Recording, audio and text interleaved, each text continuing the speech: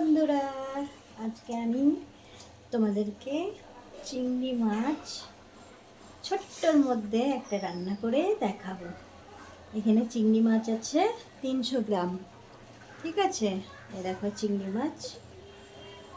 তো আমি চিংড়ি মাছটাকে বেছে নিয়ে দেখাবো।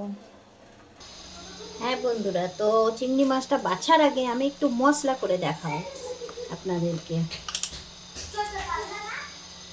হ্যাঁ, সর্ষে, সাদা সর্ষে,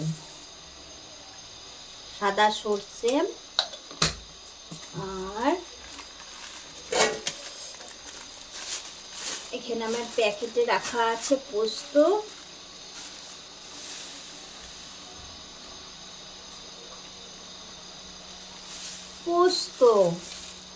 আর একটা কাঁচা লঙ্কা। হ্যাঁ, আমি মশলা করে দেখাচ্ছি। চলো,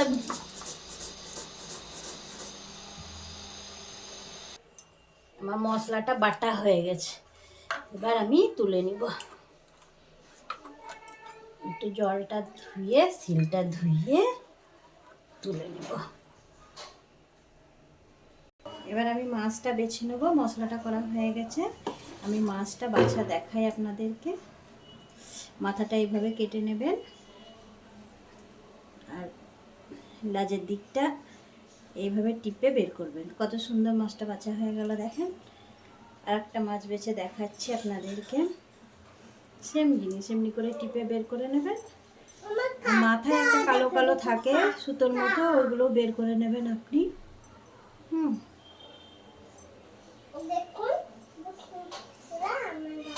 এই দেখেন, এইভাবে বেছে নেবেন। এবার পুরো মাছটা বেছে দেখাচ্ছি আপনাদেরকে।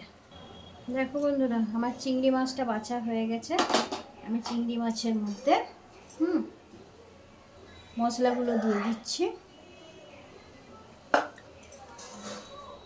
এবার আমি মশলাগুলো দিয়ে দেবো। চিংড়ি মাছের মধ্যে কুচানো আলু দিয়ে দিলাম,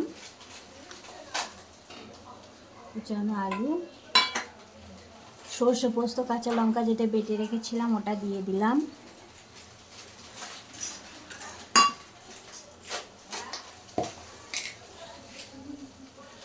হলুদ দিয়ে দিলাম,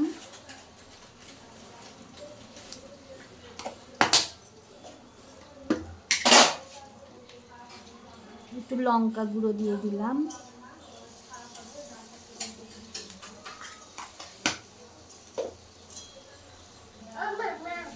নুন দিয়ে দিলাম,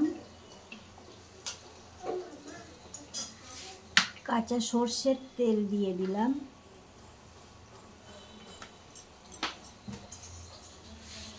দুটো কাঁচা লঙ্কা দিয়ে দিলাম,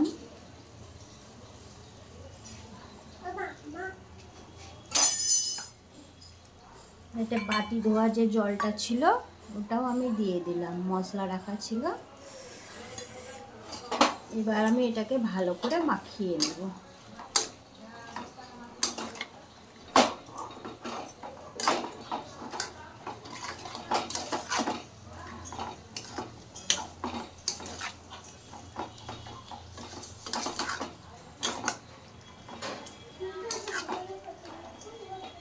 এক মিনিট মাখিয়ে আমি ঘুরে আসছি।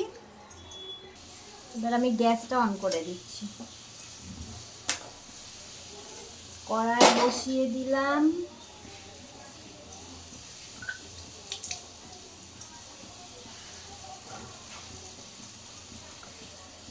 সর্ষের তেল দিয়ে দিলাম,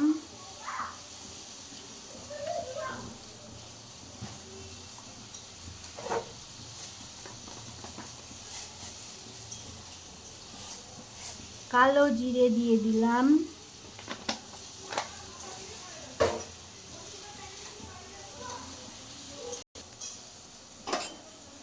তেলটা গরম হয়ে গেছে।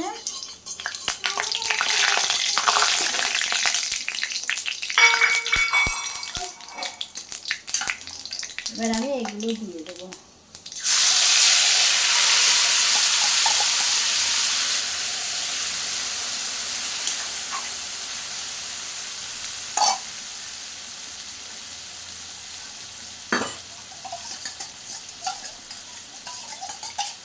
বাটি ধুয়ে যে জলটা ছিল ওটাও আমি দিয়ে দিলাম। একদম কম আছে ঢাকা দিয়ে দেবো আমি।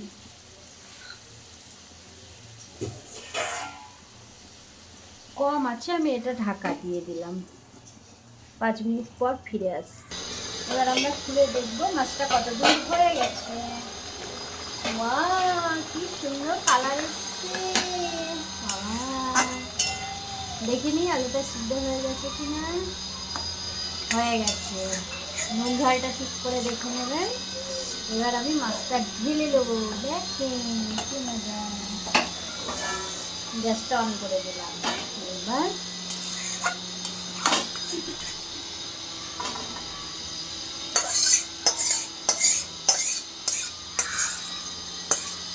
দেখেন মাছের কালারটা কত সুন্দর এসছে। গরম গরম ভাত দিয়ে হেভি লাগে। রান্নাটা যদি ভালো লেগে থাকে লাইক কমেন্ট শেয়ার সাবস্ক্রাইব করে পাশে থাকবেন। টাটা।